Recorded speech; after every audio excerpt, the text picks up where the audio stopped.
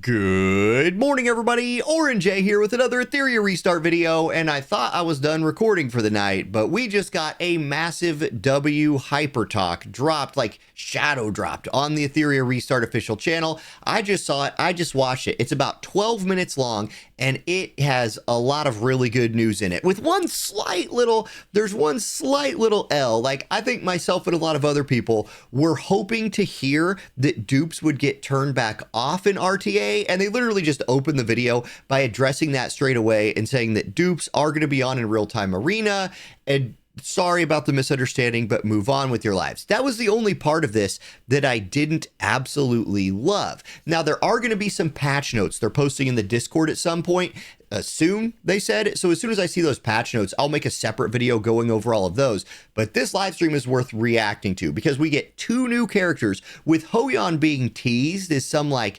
achievement, like players can unlock Hoyan or something like that. Anyway, this, you can see on the screen, they're addressing the RTA thing. Okay, we're going to go over everything in here. I took notes over what's going on.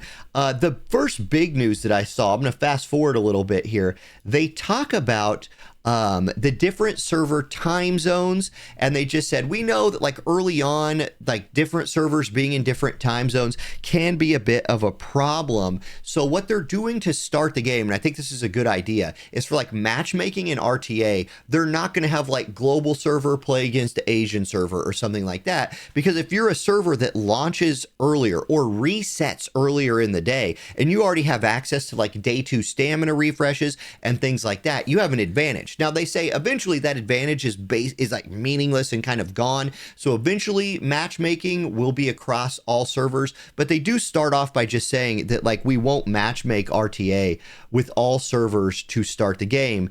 And I think that's a really good idea.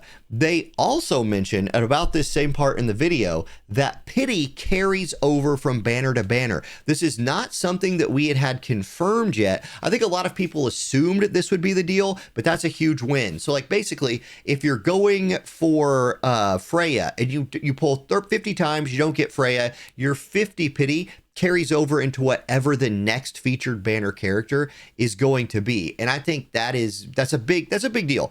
I think we expected that because even the games that are harder on your wallet already do that, but it's good to hear that be confirmed. And I'm like looking at this video right now, I didn't pay attention. Hold on, let's back up a little bit. I didn't pay attention to all these like sweet posters and like swag they have in the background. Send me some of that, Etheria Restart devs, if you wouldn't mind. They probably won't, but there we go. Okay, I'm going to skip ahead a little bit more.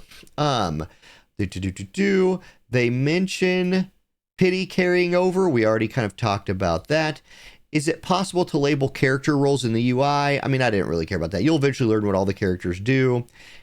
Here we go. Data tracker during the battle. I thought this was a really interesting one and a big W. One thing that would be super helpful in this game is if after a fight was over, we got a breakdown, like who did much damage, who did the most CC, all of that. They said they're working on it. It's going to come out. It's not going to be here for live, I don't think, but, and we're going to pause here because this next one's big. It's not going to be live. Like data tracking is not going to be here for the initial live version of the game, but we will get it eventually. That's just more tools in our hand to understand how combat works, who's actually doing what. W. Okay. Q9, question 9. This was another big one. Do the animuses in Etheria have fixed resistances in battle? Okay, this one is huge because people have been speculating about this, and they say yes, they do. In Etheria's combat system, hit rate can be doubled, basically, right? So if it says that you have like 40 accuracy, or if a skill has 50 accuracy, you can double it to 100. If a skill has 40 accuracy, you can double it to 80, but there's a little bit more there. You can only reduce a skill to the minimum of half of what it is. So if somebody's attacking you with like effect accuracy 40, you can stack resistances and essentially lower it to 20. Also, though, there is a fixed resistance of 10%. And let's just read this here, meaning debuff success rate cannot exceed 90%.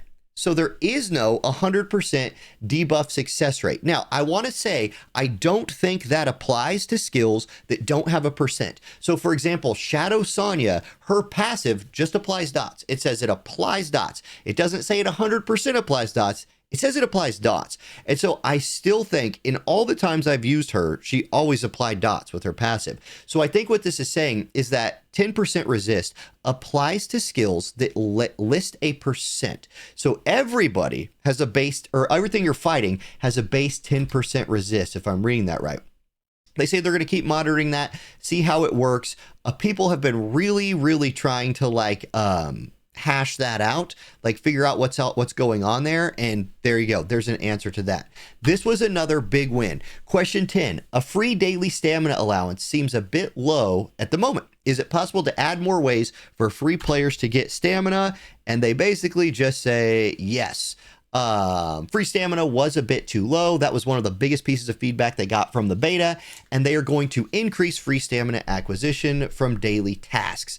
Guys, I wouldn't expect this to be a huge increase, but any more stamina is good, and especially any more free stamina is good, because right now, and I don't really care about the gender ratio one, I'll let that just play out. Right now, it's important that there's a limit to amount of paid refreshes, right? Like, you don't want to have unlimited paid refreshes in the game, because then hyper whales will just bam, they'll just knock their way to the end game immediately.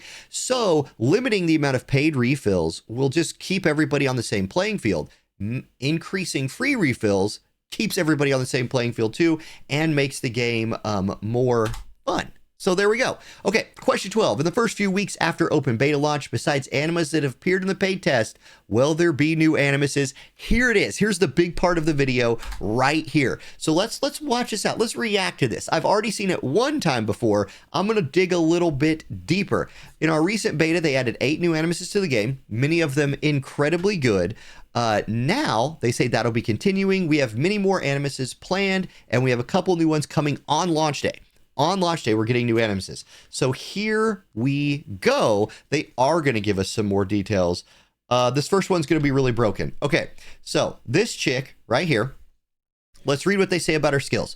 So they're going to say this is going to be her ult animation. Let's just watch it here. It's a child-looking character. I'm not super thrilled about the design of this character, but in something like Doki Doki, this girl is going to smack. Like, she's going to absolutely help you with Doki Doki a ton. So let's see. They do eventually talk about her skills right here. They show a build. They build her for speed.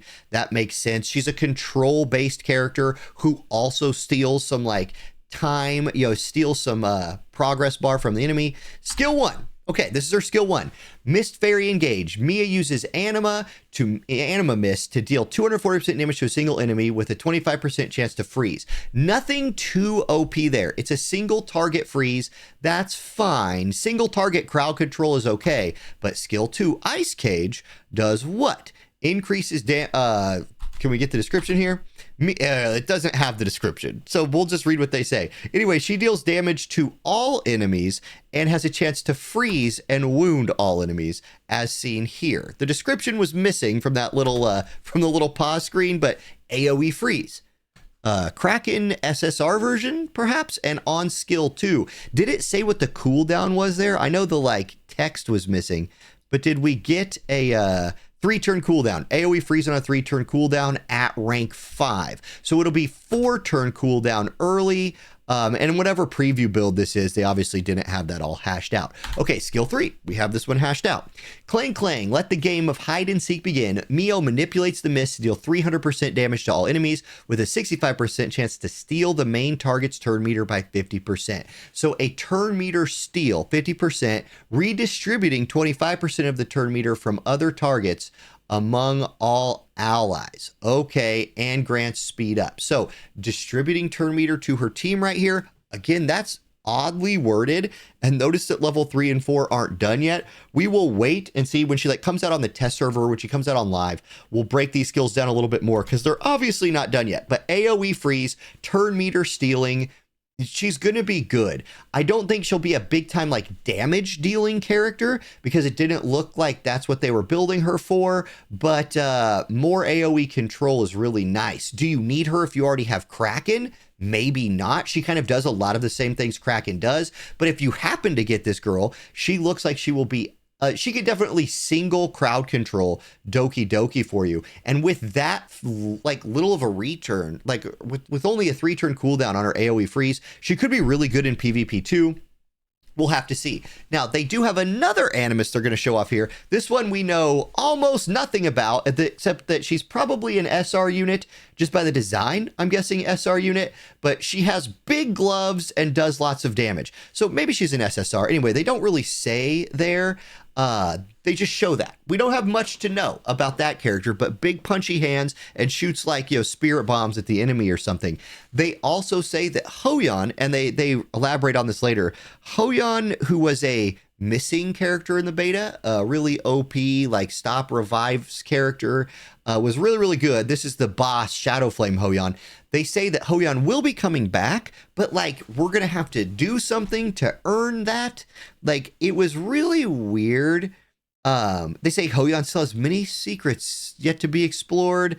We work together and assist in the Etheria world. We'll find her. Maybe we unlock her or something like that. That seems pretty dang cool. Now, the next thing I want to talk about, like they do announce some like cozy events, ways to like earn rewards and stuff like that.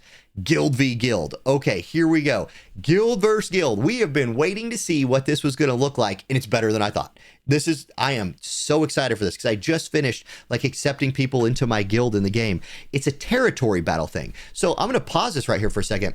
What I want to know, are some of these territories like worth more than others? Can you compete for like the best territories in the game? Notice the battle phase like still has 33 hours left right here. There's like hideout points. There's points to capture. What does this competition look like? What are you fighting? We don't know much of that yet. Right now, we are clearly looking at an enemy lineup. You can see they've the enemy tab is highlighted, so we don't really know what our team looks like. I'm so happy this is like a map, that it's not just like a copy of what Guild versus Guild has been from some other games.